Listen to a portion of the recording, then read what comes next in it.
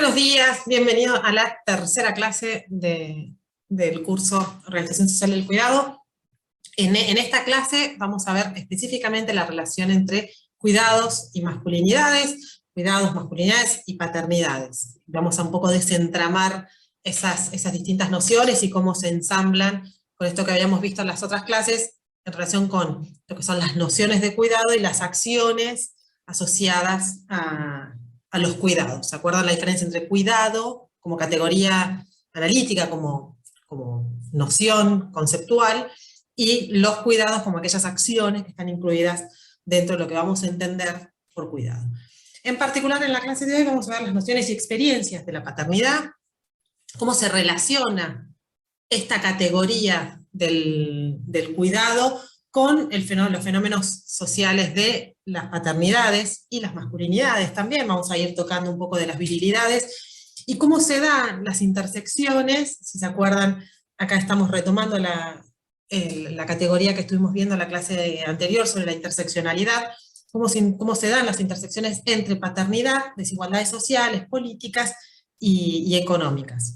¿Sí? Entonces vamos a ir recuperando algunas de las nociones que estuvimos viendo en las otras dos clases previas.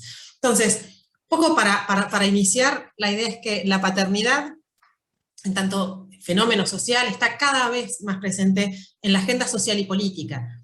En la agenda social, en la agenda política podemos ver, que lo vamos a ver más adelante, la relación con lo que son las licencias por paternidad, que van a tener distintas formas de nombrar, pero en principio vamos a llamarlas así, las licencias por paternidad. Uno también puede ver cómo fueron cambiando en los últimos años la presencia de los padres podemos pensar en publicidades, podemos pensar en distintos discursos sociales que empiezan a abogar constantemente en torno a la importancia de los cuidados de los padres en los hijos y las hijas. Y en esto también vamos a hacer un repaso, que cuando hablamos de las paternidades, y por eso lo separamos de las masculinidades, es porque, como habíamos visto en las otras clases, la noción de cuidado no solo está en relación con las dependencias, ¿sí? ¿Se acuerdan que hablábamos de las interdependencias?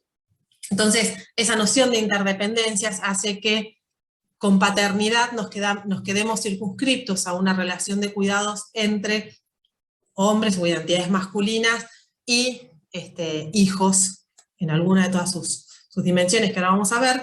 Y me parece que en relación con la categoría de cuidados, el pensar en masculinidades amplía un poco más a que los hombres o las identidades masculinas cuiden no solo a los hijos o las hijas, sino que haya otras instancias de la vida cotidiana en donde la importancia de los hombres empieza a valorarse en relación con los cuidados. Es decir, esta separación entre paternidades y poder pensar también las masculinidades tiene relación con estas nociones que estábamos viendo en las otras clases sobre cuidados y dependencias.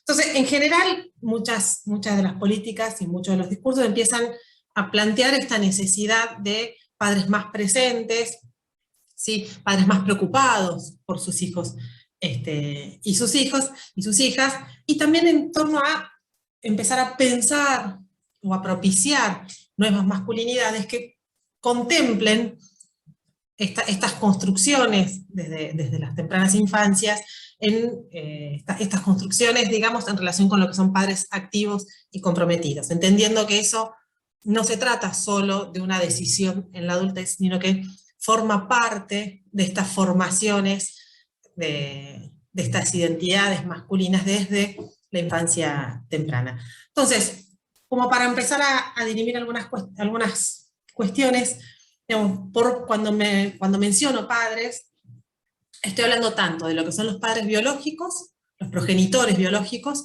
adoptivos también, padres sociales, ¿sí? Es decir, toda aquel hombre o aquella identidad masculina, digamos, que se perciba a sí mismo en un rol de actividad, un rol de cuidado respecto de algún niño o niña, adolescente, ¿sí? O también están los padrastros, es decir, todas aquellas personas masculinas que cumplen funciones de cuidados. Esa es la noción de padres que vamos a considerar, es decir, es una noción bastante amplia en relación con los cuidados. En relación con la paternidad, la vamos a entender como ese conjunto de prácticas y significaciones culturales que se construyen y se reproducen en torno a lo que es la reproducción y el cuidado de la progenie, ¿sí? Que va a emerger en esto que un poco les mencionaba recién, en este entrecruzamiento de los discursos sociales y de las normativas morales de lo que es ser un buen padre o de lo que es ser un mal padre. Ahora, este campo de prácticas y significaciones culturales lo que va a generar es un guión, ¿sí? Como una pauta, ¿sí? De los comportamientos reproductivos y parentales. Es decir, qué es lo que se espera que como padre se tenga que realizar, qué es lo que se espera que haga, cuáles son esas acciones de cuidado, recuperando lo que veíamos la clase pasada, cuáles son esas acciones de cuidado que van a estar contempladas o se van a esperar que se lleve adelante en tanto padre. Ahora, estos guiones varían, obviamente, según el ciclo vital. No es lo mismo lo que se espera cuando un hijo o una hija es recién nacido o nacida, que en los primeros años de su vida, que en las adolescencias, que en las juventudes o que en las adultez. Es decir, hay una variación en torno a estos guiones de comportamiento según el momento del ciclo vital que estén atravesando tanto la progenie como los padres. Ahora, también esta relación, lo que vamos a ver es que está en íntima o en estrecha relación con el tipo de relación, estoy mencionando mucho relación, pero bueno, con el tipo de relación que se mantenga con la cogenitora o el cogenitor, es decir, el tipo de relación que se establezca con el otro, con el otro par, ¿sí? Vinculado a esta, que puede ser esto, un genitor o una cogenitora. Y lo tercero, que también va a variar según el tipo de relación que se vaya instalando y se vaya construyendo con los propios hijos o las hijas. Entonces, abordar la paternidad lo que requiere es pensar las relaciones, es decir, no podemos pensar, así como no podemos pensar la maternidad muchas veces por fuera de las relaciones de género, y las relaciones de género, como sabemos, están pensadas en relación con lo que son los distintos géneros que están presentes en nuestras sociedades. Las maternidades no pueden pensarse sin las paternidades, y las paternidades no pueden pensarse sin las maternidades. Es decir, porque lo que se está, digamos, lo que estoy diciendo al decir esto es que hay estos guiones que van a pautar lo esperable para unos y para otros. Ahora, esto de lo esperable es un discurso social, es una moralidad que está por detrás construyendo estos relatos, pero también están los estados, ¿sí? Están las leyes y está todo el sistema de producción en el cual nosotros vivimos, que también va a estar moldeando y atravesando las nociones y las experiencias de paternidad. Ahora, estas nociones de paternidad, dada toda esta multiplicidad de dimensiones que la están atravesando, además de los propios cambios sociales que se van dando a lo largo del tiempo, digamos, lo que nos genera es que las paternidades, lo que nosotros observamos es que están en constantes fluctuaciones, y que no solo hay una variación a lo largo del tiempo respecto de lo que se espera, tanto de las nociones como las experiencias de las paternidades, sino que tampoco se puede pensar que en una sociedad, en el presente, sea única. ¿Sí? No existe una única paternidad, sino lo que hay son múltiples paternidades, y justamente el análisis de esas múltiples paternidades, dadas todas estas cuestiones que les vengo mencionando, obviamente requiere pensarla y analizarla en relación con lo que se espera de cuidados, con las posibilidades, ¿se acuerdan? Con las precondiciones de cuidado, es decir, cuáles son, si están presentes o no las condiciones para poder llevar adelante esos cuidados, con las propias nociones vinculadas a las identidades masculinas y con lo que es la noción de virilidad. Vamos a ir desentramando un poquito a lo largo de la clase estas tres cuestiones: cuidados, identidad masculina y virilidad. Entonces, estas paternidades, en principio, lo que vamos a ver es que a lo largo, en distintas sociedades, van a variar de acuerdo a ciertos criterios que son bastante generales en cuanto a lo que es criterios de variación, que son la edad, las trayectorias biográficas, las jerarquías sociales o étnicas, ¿sí? Incluso, asimismo, las paternidades pueden variar entre distintos hijos o hijas, dadas las distintas relaciones, como les mencionaba, que tiene que se tiene un padre con la cogenitora o el cogenitor. Entonces, lo primero que la primera como gran conclusión de la clase de hoy es que la paternidad no es única, sino que es multiforme, ¿sí? Que esta variación no solo es histórica, en que me corro, así no les tapo la filmina, que esta variación no solo es histórica, sino que también es cultural, es etaria, incluye la variable de étnica o de raza, ¿sí? Y que también va a estar condicionada, como les decía, con los modos de reproducción, con los tipos de filiación y con las relaciones que se tienen con las parejas. A su vez, lo que tenemos es que hay padres con diferentes orientaciones en lo que respecta a las sexualidades, ¿sí? Hay paternidades que están, digamos, que se llevan adelante por un deseo propio, o paternidades que se llevan adelante de forma forzada, tanto social o judicialmente, padres ausentes, ¿sí? Otros que llevan adelante de forma muy activa el ejercicio de sus paternidades, padres irresponsables, reaparecidos, ambivalentes, ¿sí? Y también existe la no paternidad decidida con pareja o o con pareja o sin pareja, es decir, tenemos una multiplicidad de experiencias. A esto nos referimos con que la paternidad no es única, sino que la paternidad en tanto experiencia es multiforme en términos sociales. Uno puede decir, bueno, la paternidad en Argentina es de esta manera. Uno lo que va a encontrar es que hay múltiples formas de llevar adelante, de ejercer las paternidades, dependiendo de todas estas cuestiones que les vengo mencionando. Una de lo que les había mencionado, una de las variables, una de las dimensiones de las variables que está en estrecha relación con las paternidades, es justamente la virilidad y las identidades masculinas.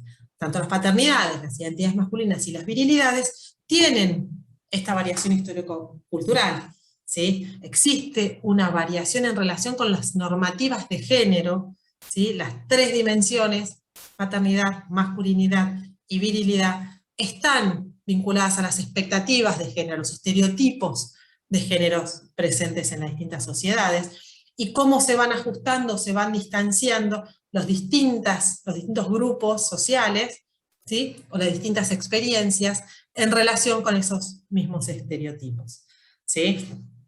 Asimismo, habíamos visto que estas expectativas de género, como veíamos en las clases pasadas, también van a estar moldeando el acceso al mercado de trabajo, al tipo de trabajo que se tiene que hacer, al tipo de trabajo que se puede llevar adelante, ¿sí? Están de alguna manera generando estos estereotipos de género ciertas expectativas en torno a lo que son las identidades masculinas y el trabajo.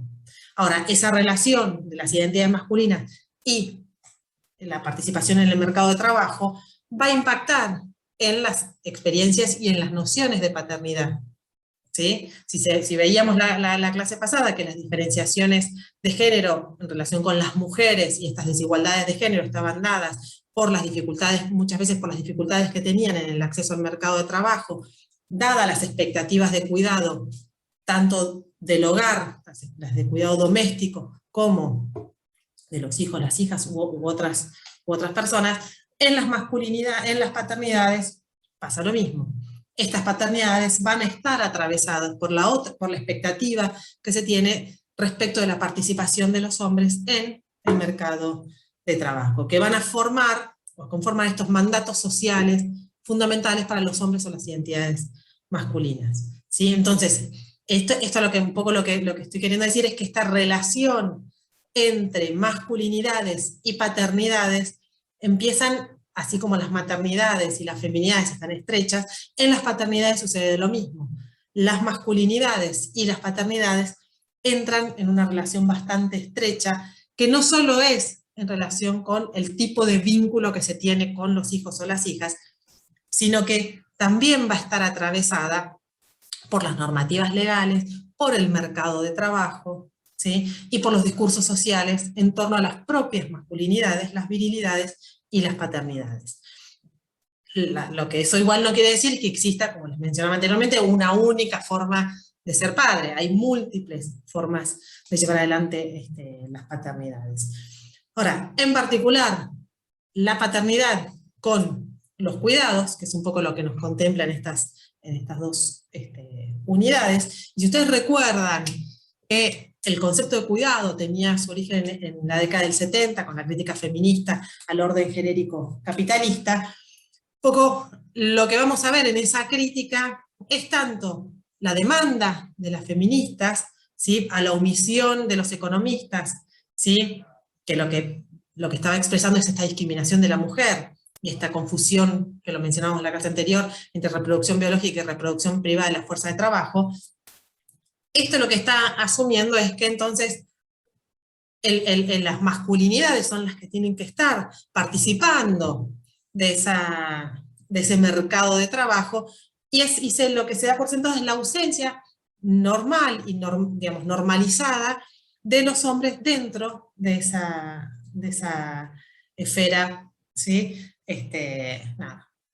doméstica y de cuidado. Entonces, son las dos caras, digamos, que se presentan de la misma, digamos, en el mismo fenómeno se dan las dos caras. Por un lado, esta omisión que descontaba entonces que las mujeres lo que hacían en el hogar, digamos, que no era asalariado, pero que eran principalmente las mujeres las que tenían que realizar esa actividad, pero también lo que está planteando es que son los hombres los que tienen que llevar adelante la economía de los hogares.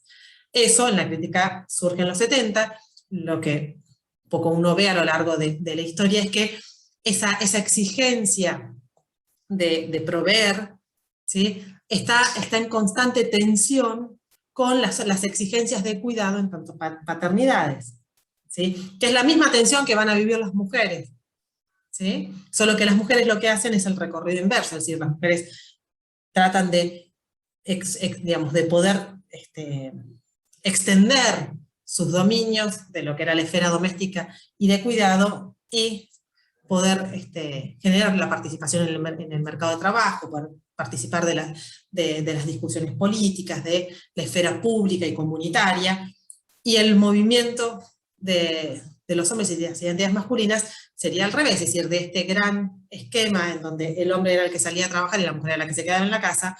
Bueno, ese hombre ahora, al momento de tener que realizar las actividades de cuidado, también tiene que empezar a pensar de qué manera puede conciliar esas actividades de trabajo con las exigencias cada vez más presentes respecto de los cuidados de sus hijos y de sus hijas.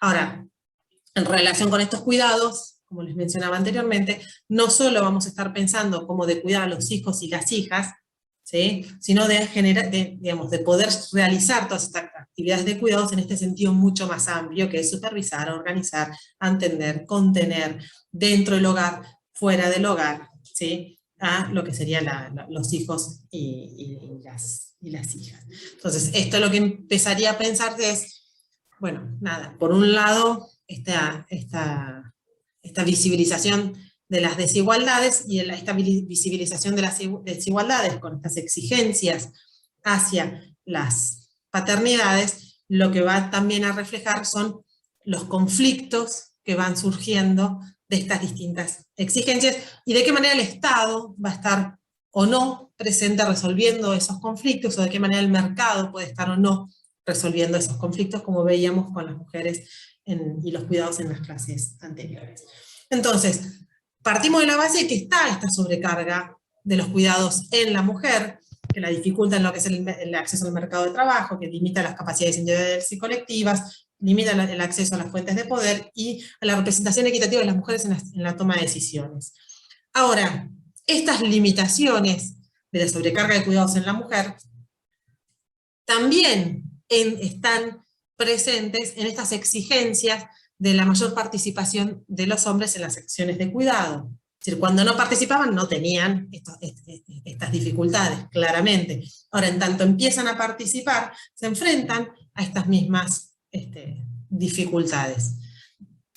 Digamos, nada más que el recorrido surge, proviene de otro lugar. Es decir, ellos por ahí ya tienen digamos, cierto acceso a fuentes de poder o toma de decisión, pero que empieza a entrar en tensión con las mismas acciones de cuidado de sus hijos o sus hijas. Entonces, poco en esto lo que mencionábamos en las otras clases, que también sigue estando presente en las paternidades, es la importancia de desfamiliarizar, deshogarizar y defeminizar a los cuidados. Pero en esto de feminizar es claramente poder suplir esta sobrecarga de las mujeres, que sigue siendo esa brecha muy marcada, y que las mujeres siguen llevando adelante, como veíamos en la clase pasada, muchas más horas de cuidado respecto de los hombres.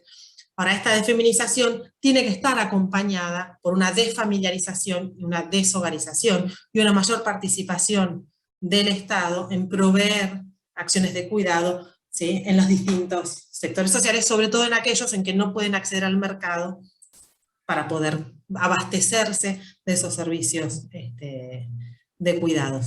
En este entramado es que se piensa la importancia de involucrar a los padres en las acciones de cuidados. Ahora, estas acciones de cuidado, como puede pasar con las mujeres, están estrechamente vinculadas a la vida cotidiana de los hombres y están relacionados con las regulaciones sociales y con las propias formas de organización del Estado, ¿sí? Es decir, cuáles son las posibilidades que desde el Estado se brindan, o los incentivos que desde el Estado se dan, para, digamos, propiciar esa participación. Nos vamos a detener ahora en unos minutitos más adelante en el ejemplo de las licencias por paternidad, las licencias laborales por paternidad. Previo a esas licencias me voy a remitir a estas conferencias, que son un poco las que le dan el marco a las licencias, que está en el 94, la Conferencia Internacional de las Naciones Unidas sobre la Población y el Desarrollo, y así como en el 95 también estuvo la quinta Conferencia Internacional de las Mujeres en Pekín.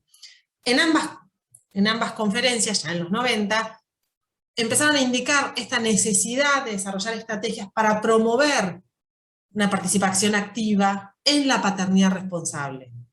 ¿Sí? La paternidad responsable, y a su vez le agregaban el comportamiento sexual y reproductivo saludable, así como también lo que es la contribución al ingreso familiar, a la educación y a la nutrición de los hijos. Pero empiezan a pensarse ya en el 90 estas formas de qué manera el Estado puede propiciar y promover acciones y estrategias para incentivar, para activar o para generar una participación activa de los hombres en una paternidad responsables. Entonces, lo que hacen estas dos conferencias es hacer el hincapié en que los estados tienen que realizar o llevar adelante medidas justamente para prevenir, para propiciar esta participación, y a su vez para prevenir la violencia contra las mujeres y los niños. Ahora bien, ya en el 2009, más de 10 años después, la OIT empieza a señalar que la reconciliación entre el trabajo y la familia no son, y es un poco lo que les mencionaba anteriormente, no son llevadas a cabo solo para beneficio de las mujeres, sino que también son llevadas a cabo para beneficio de los hombres. Y cuando digo para beneficio de los hombres, lo que va a mencionar la OIT es que es un beneficio doble. Por un lado, en el momento en que se generan estos marcos legales para conciliar el trabajo y la familia, también ese marco legal va a aplicar para los hombres, que puedan llevar adelante las acciones de cuidado y a su vez poder conciliarlos con su participación en el mercado de trabajo. Es decir, eso por un lado, y por el otro lado también el beneficio de los hombres está porque está probado que los hogares con doble ingreso, ¿sí?, son menos vulnerables a las fluctuaciones económicas, a las crisis, o a las distintas circunstancias que se puedan atravesar.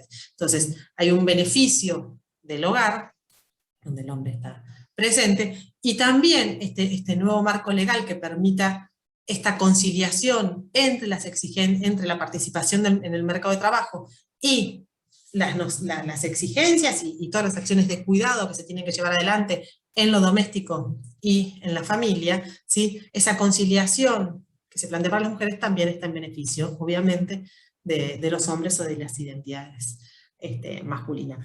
En particular, y acá es donde viene el ejemplo, me voy a detener elegí podría haber elegido otro, pero me parece que es bastante claro. La extensión del periodo de licencia laboral por el nacimiento de un hijo o una hija, obviamente tiene por fundamento el hecho de que le puede permitir a los padres compartir las responsabilidades familiares que históricamente fueron llevadas a cabo por las mujeres. De esa manera lo que se ayuda es a romper estereotipos de género y las desigualdades y los prejuicios que generan esos estereotipos en las madres y en los hijos o las hijas. Ese es como el fundamento, ¿sí? Que tiene como base estas dos conferencias que les mencionaba, la Conferencia Internacional de las Naciones Unidas sobre la Población y el Desarrollo, y la Conferencia Internacional de las Mujeres, que ya empezaron a propiciar por la necesidad de una paternidad responsable. 10 años después, teniendo eso como base, la OIT dice, bueno, ok, tenemos que generar, los estados tienen que generar modos de poder conciliar el trabajo y la familia, para que de esa manera, bueno, tanto se beneficien también los hombres para poder nada, compartir estas responsabilidades con las mujeres y empezar a romper estos estereotipos sobre las madres y las hijas. A su vez, estas licencias favorecen la equidad de género al facilitar la conciliación entre la vida productiva y reproductiva de las mujeres. Es decir, en tanto se extiendan las licencias de paternidad, a la mujer, menos en ese periodo, va a resultar más fácil la conciliación entre la vida productiva y reproductiva, ¿sí? Porque van a poder compartirse las actividades, ¿sí? Sobre todo si pensamos que hay licencias que ya se están pensando de 180 días distribuidas de forma, o de la forma en que se decidan entre los dos cogenitores. Es decir, se están pensando múltiples formas de pensar estas licencias. Es decir, por ahí la más clásica es las mujeres, sus 3 meses de licencia de maternidad, y los hombres, como está en la actualidad, 2 días de licencia de paternidad. En la actualidad en Argentina, esa es la forma que la ley de convenio de trabajo está estipulando, que para las paternidades son 2 días. Ahora, estos 2 días de licencia de paternidad, digamos, en el marco de la ley de contrato de trabajo, tiene variaciones según las distintas provincias, incluso según los distintos distritos. Ciudad de Buenos Aires tiene su propia reglamentación para sus empleados de la Ciudad de Buenos Aires, algunos municipios para sus propios empleados tienen distintas licencias, hay distintas provincias que tienen distintas formas de conciliar, pero en principio la ley de contrato de trabajo lo que estipula son 2 días. Hay otras experiencias, como Ciudad de Buenos Aires, que empiezan a pensarse, o algunas empresas privadas, que haya una X cantidad de días y que haya un mínimo que sí o sí se tienen que tomar las mujeres, pero que el resto de los días puedan distribuirse entre los dos cogenitores de la manera que lo consideren más adecuado dentro de ese núcleo, ¿sí? Entonces, de esta manera, estas licencias, ¿sí?, de paternidad, o incorporar, o repensar, o poner en discusión las licencias de paternidad, es tanto para los hombres, como también para una mejor conciliación de la vida productiva y reproductiva de los cuidados. Ahora, ¿qué pasa? No todos los hombres están comprendidos dentro de estos reclamos y derechos.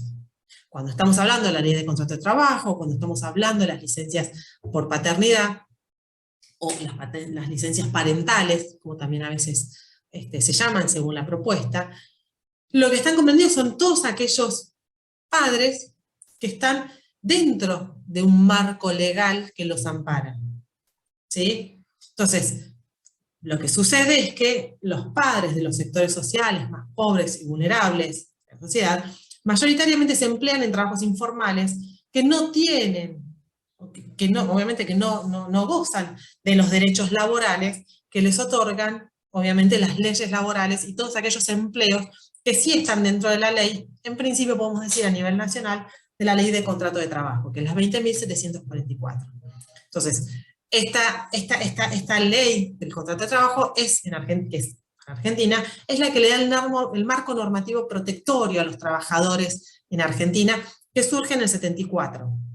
Ahora, este marco protectorio que establece hasta ahora 2 días de licencia por paternidad, al universo de padres que comprende, es al universo de los padres que están en una relación de trabajo formal, es una relación de trabajo amparada dentro de la ley de contrato de trabajo. Ahora, en los sectores más vulnerables, casi el 80% de la población se emplea en trabajos que no están comprendidos dentro de esta ley. Entonces, lo que empieza a suceder y lo que empieza a resurgir es esta noción de la interseccionalidad que mencionábamos anteriormente. Es decir, hay que pensar la inequidad de género a los hombres, a las masculinidades y a las paternidades a través de este lente de la desigualdad en el acceso al tipo de trabajo que puede estar amparado dentro de la ley de contrato de trabajo, en relación con lo que es la pobreza y en relación con lo que es la exclusión social.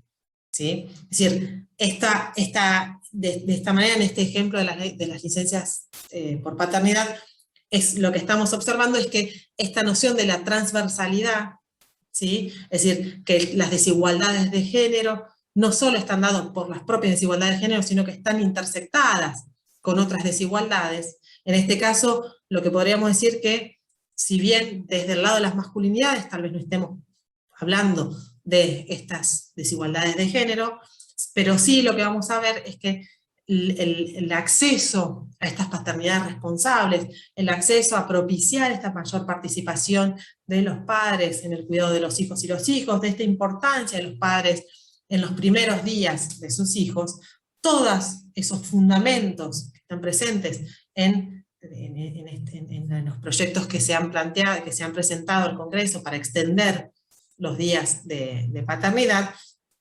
están atravesados por estas otras desigualdades sociales. No todos los padres van a tener acceso. Ahora, si los discursos sociales lo que van a hacer es propiciar constantemente una mayor participación de los padres en el cuidado, atención y contención de sus hijos y sus hijas, las precondiciones necesarias para poder llevar esas acciones de cuidado no van a ser las mismas para los sectores más vulnerables que para los sectores medios y altos de la sociedad. Es decir, en ese caso se comparte esa desigualdad social respecto al ejercicio de los cuidados en las mujeres y en los hombres, ¿sí? Esa desigualdad en los sectores vulnerables se comparte, ¿sí? Está la desigualdad de género, que es lo que mencionamos bastante las dos clases anteriores, pero acá lo que estamos viendo es que en los distintos géneros, las desigualdades sociales y económicas en relación con los cuidados están igual de presentes. ¿Sí? La ley, las licencias de paternidad sería uno de esos ejemplos. La pobreza sería, uno podría encontrar en las precondiciones del cuidado, podría encontrar que están, digamos, las mismas dificultades, sea para hombres o mujeres, para poder llevar adelante lo que se espera de los cuidados en los sectores o en los barrios más vulnerables de la sociedad. Entonces, lo que hay que lograr es procurar identificar las necesidades y las vulnerabilidades relacionadas con el género masculino necesarias para ser consideradas por las leyes, entre las cuales la ley de contrato de trabajo, la ley general de trabajo, es una. ¿Sí? Es decir, con esto lo que quiero decir es que desde los estados, desde el Estado, lo que se tiene que pensar en relación con esto bueno, de qué forma podemos propiciar, ¿sí? Como las conferencias que les mencionaba del 94 y 95, plantean, bueno, propiciar la participación de los hombres en el cuidado de los hijos y las hijas. Perfecto, la OIT lo ratifica. Perfecto. Se presentan múltiples proyectos en Argentina para extender la licencia de paternidad y que no quede solo en 2 días. Perfecto. Incluso muchas provincias, muchas empresas y muchos municipios han extendido sus licencias de paternidad más allá de los 2 días. Ahora, y uno podría empezar a pensar, bueno, distintas acciones o programas que se llevan adelante desde las distintas instancias de gobierno, digamos, del Estado, digamos, el nacional, el provincial o el municipal o el local, ¿sí? Distintos proyectos que se fueron pensando para propiciar la participación de los hombres en el cuidado de los hijos y las hijas. Ahora, si esos planes, esos proyectos, ¿sí? O esas propuestas o esas políticas no consideran las necesidades y vulnerabilidades, ¿sí? Digamos, de las vulnerabilidades y las desigualdades sociales y económicas, dentro de las cuales las masculinidades también pobres están insertas, es muy difícil que se pueda pensar y contemplar, ¿sí? Que estén dados estos prerequisitos, estas precondiciones de cuidado, para que efectivamente los padres de los sectores más vulnerables puedan llevar adelante esas acciones de cuidado. ¿Sí? Ese es el ejemplo, me parece que lo que da es ese marco, es decir, bueno, tenemos que tener dadas las precondiciones de cuidado, para que tanto las mujeres como los hombres, los sectores más vulnerables, puedan efectivamente llevar adelante eso que esperamos que hagan en relación con los cuidados. ¿Sí? Sabemos que los cuidados requieren tiempo y requieren recursos que son también económicos. ¿Sí? Entonces se tiene que disponer del tiempo y de los recursos económicos, así como de todos los otros precondiciones, es decir, poder tener la garrafa, poder tener la vivienda, poder tener salud, poder tener educación, todo eso tiene que estar ahí presente para que las maternidades y las paternidades lleven adelante el ejercicio de sus cuidados o el ejercicio de sus maternidades y sus paternidades, o para que toda la población lleve adelante las acciones de cuidado. Entonces, para las identidades masculinas pasa lo mismo, para las paternidades pasa lo mismo. Tiene que poder estar garantizados esos prerequisitos en las propuestas que se realizan para que efectivamente las personas puedan participar, los hombres en este caso en particular, puedan participar más activamente en el cuidado, atención y contención de sus hijos y sus hijas, como se viene proponiendo desde estas conferencias internacionales y los estados nacionales que recuperan esas exigencias y empiezan a pensar políticas en relación con las paternidades. ¿Sí? Entonces, muchas veces, durante el nacimiento de un hijo o una hija, las vulnerabilidades de las mujeres se acompañan con las propias vulnerabilidades de los hombres, reforzándose mutuamente. ¿Sí? Poco eso es lo lo que entiendo y consideramos, a partir de nuestras experiencias, que hay que estar como muy atenta y tratar de poder digamos, identificar esas inequidades para que no se produzca esta sinergia negativa, es decir, que se refuercen las desigualdades de las mujeres y de los hombres en el momento del nacimiento de un hijo o una hija, o cuando se tiene que llevar adelante una acción de cuidado de un hijo o una hija. Ahora, por ahí, sacando eso respecto a lo que son estas precondiciones de cuidado. Ahora bien, en relación específica con los cuidados y las paternidades, es decir, cuando nosotros indagamos en una investigación que llevamos adelante, que venimos llevando adelante desde hace 6 años, con el equipo de investigación, lo que nosotros empezamos a notar es, bueno, ¿cuáles son? Digamos, y si recuperamos unas filminas más, digamos, unas filminas antes, esta idea de que en realidad la noción de cuidado surge de la crítica feminista, bueno, que ya lo mencioné como 3 veces, bueno, esa exigencia de la crítica feminista estaba para visibilizar las acciones que las mujeres realizaban dentro del hogar, en un primer momento, después se amplía a otras esferas. Entonces, la noción de cuidado tiene ese origen en la visibilización de las acciones de las mujeres. Ahora bien, un poco lo que nosotros indagamos es decir, bueno, pero ¿cuáles serían esas acciones de cuidado específicamente masculinas? Digamos, esas acciones de cuidado que si bien que siendo entendidas como cuidado, se entiende que son de competencia paterna, ¿sí? Que están atravesadas por las nociones de masculinidad. Lo que nosotros observamos en las investigaciones que llevamos adelante con el equipo es que hay 2 acciones, ¿sí? Que no es cocinar, que no es lavar, que no es acompañar a los chicos a la escuela, que no es limpiar la casa, que no es bañar a los hijos y las hijas, que no es atenderlos, contenerlos y cuidarlos en este gran sentido, sino que esta noción de cuidado, en lo que es la competencia específica paterna, incluye 2 aspectos que según los hombres, desde la perspectiva de los propios padres entrevistados, están consideradas dentro de las acciones de cuidado, pero que son de competencia exclusiva de los hombres. Y es la protección física, ¿sí?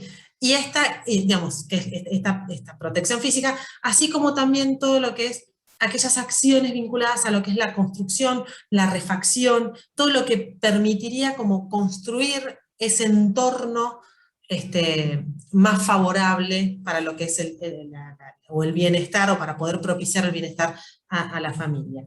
Pero esta noción de la protección física está en estrecha relación con la propia noción de virilidad. Es decir, no hay una oposición, con esto lo que quiero decir es que no hay una oposición entre cuidado y virilidad, ¿sí? Hay un ensamble, es decir, hay un aspecto de los cuidados, un gran conjunto de acciones de cuidado que están asociadas a estas acciones que tradicionalmente realizaban las mujeres. La crítica feminista lo que hizo, bueno, fue visibilizarla. Luego de esa crítica empiezan las exigencias a la mayor participación del hombre en ese conjunto de actividades que realiza aún hoy gran parte de las mujeres de forma no remunerada. ¿Se acuerdan? Cuidado trabajo, trabajo como cuidado. ¿Sí? Ahora bien, existen otras competencias como la protección física, ¿sí? Que se entiende, un tipo de protección física, ¿sí? Que se entiende como de competencias bastante, una competencia paterna, y que está asociada a la virilidad. No es que las mujeres no protejan físicamente a sus hijos o sus hijas, no estamos diciendo eso, no estoy diciendo eso, sino que existe un tipo de protección física vinculada con la virilidad.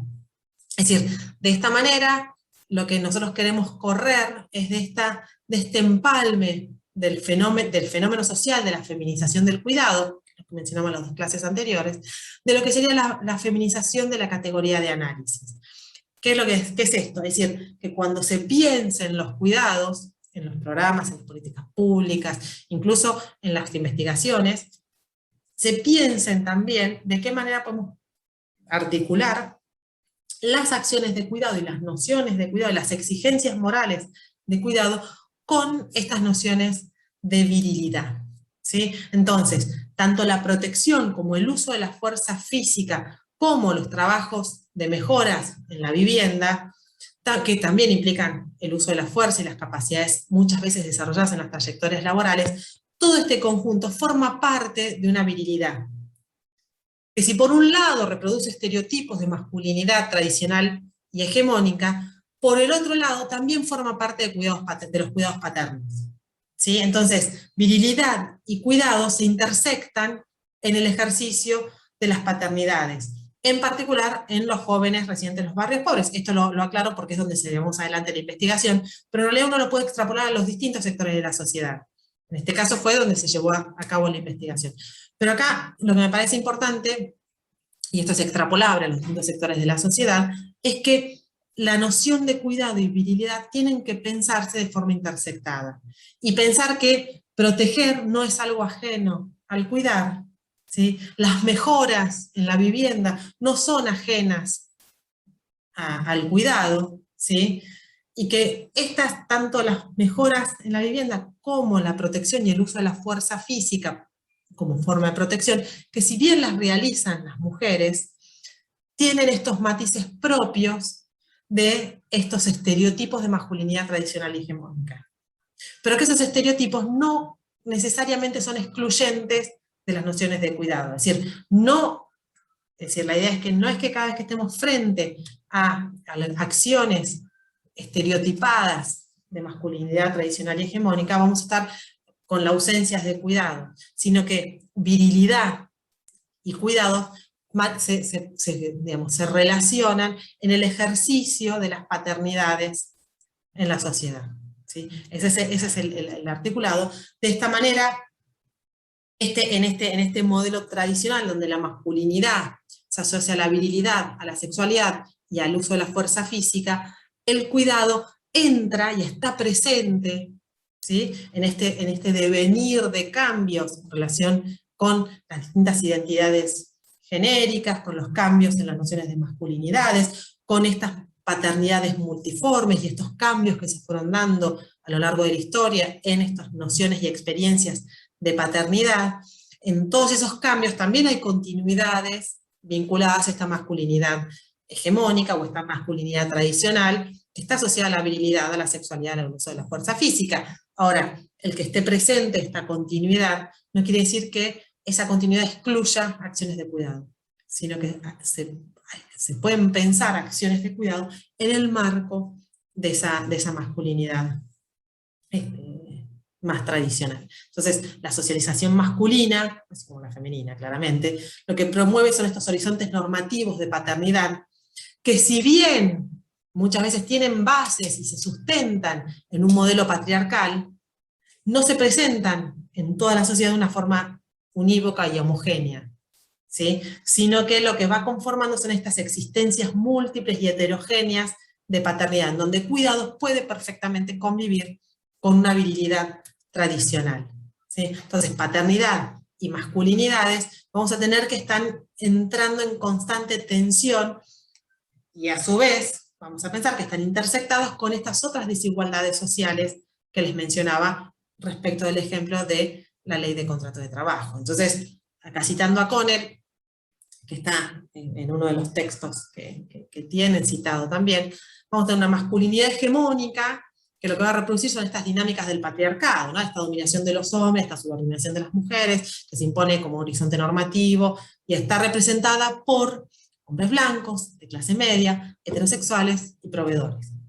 Esa es la masculinidad hegemónica que el autor identifica, que me parece pertinente retomarla, ¿sí? Porque entonces cuando uno habla de la masculinidad hegemónica, tiene que saber que hay un montón, hay una gran parte de la sociedad que no está contemplada dentro de esta propia noción de masculinidad hegemónica, porque hay que ser blanco, de clase media, heterosexual y proveedor, es decir, participar del mercado de trabajo de una forma formal, de forma tal que se pueda sostener a un núcleo familiar y a un hogar, que a su vez hay que ser heterosexual, cisexual, es decir, cisexual es que no solo soy heterosexual, sino que cumplo con todas las exigencias de género respecto de lo que sería, digamos, todo el género heteronormativo, ¿sí?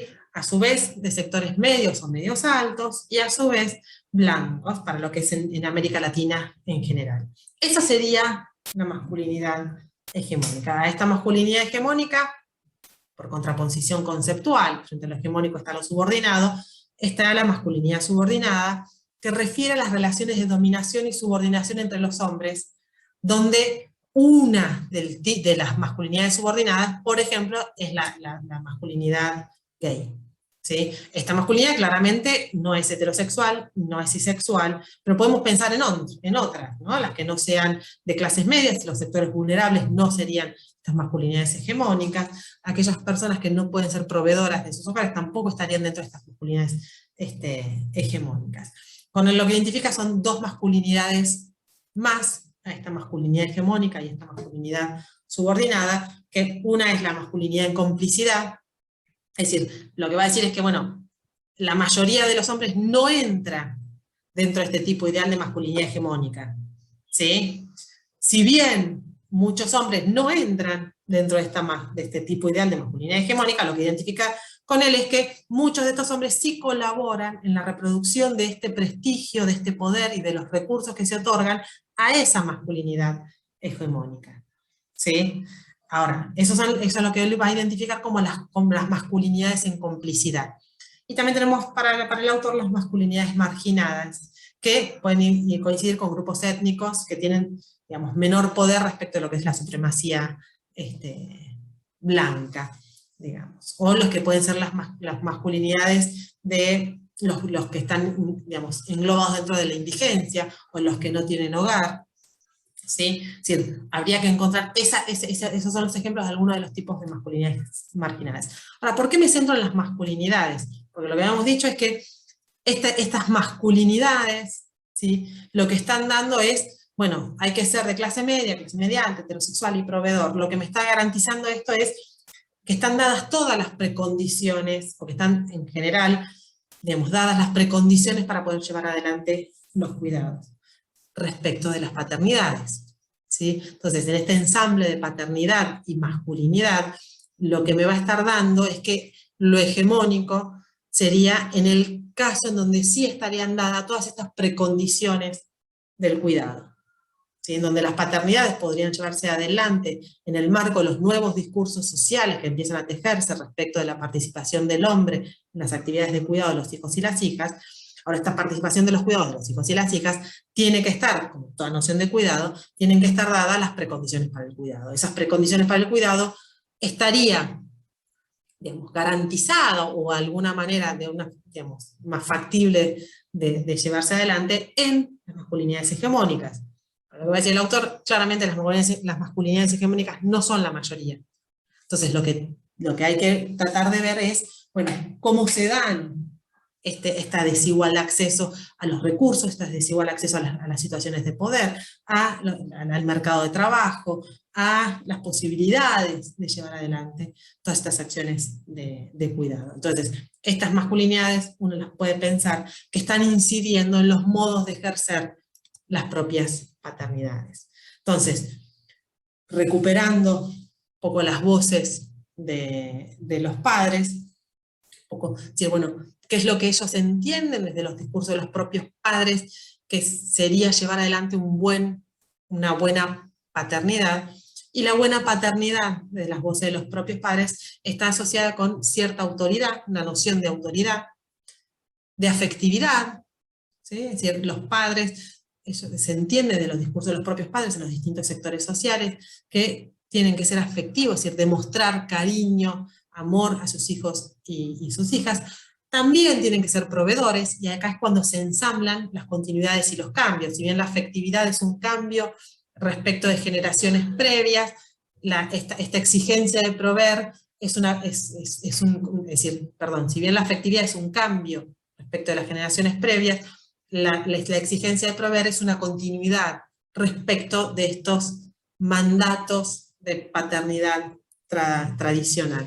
Y la protección, que esto que les mencionaba, que si bien no estaría incluida dentro de este gran conjunto de acciones de cuidado, y que tradicionalmente uno se pensaba que, bueno, el hombre protege y la mujer cuida, y por ahí cuando estamos mencionando, es decir, frente a la misma acción, a la mujer se va a entender que está cuidando y al hombre se lo está identificando como que está protegiendo. Entonces un poco de ahí la crítica y el planteo que les mencionaba de poder ampliar la noción de cuidado y extenderla a estas acciones de proveer, y así como las mejoras en la vivienda y en el entorno. ¿Sí? Entonces, estos son estos sentidos que llamamos émicos, es decir, émicos quiere decir desde la perspectiva de los propios padres, ¿sí?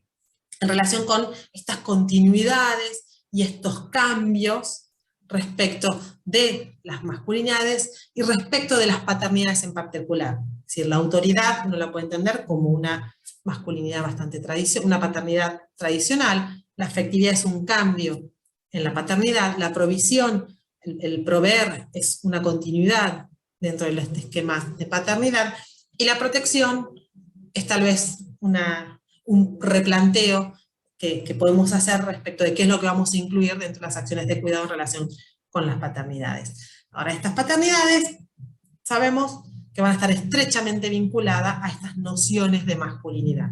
Nociones de masculinidad, vimos que pueden ser hegemónicas, subordinadas, bueno, las que hoy mencionamos con Connell, y también todos los nuevos discursos que se van tejiendo en torno a las masculinidades. ¿Sí? Entonces, todos estos cambios y estos vínculos y este entramado que se empieza a dar con las paternidades, ¿sí?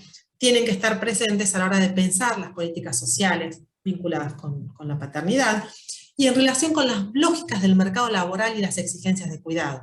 Es decir, tienen que poder ensamblarse estas exigencias. Por ejemplo, un ejemplo claro de esto, si desde los centros de salud se va a exigir una mayor participación, un programa, por ejemplo, se armó en un centro de salud, un programa de empezar a plantearle a los padres una mayor participación en las actividades de cuidado de la salud de sus hijos y sus hijas.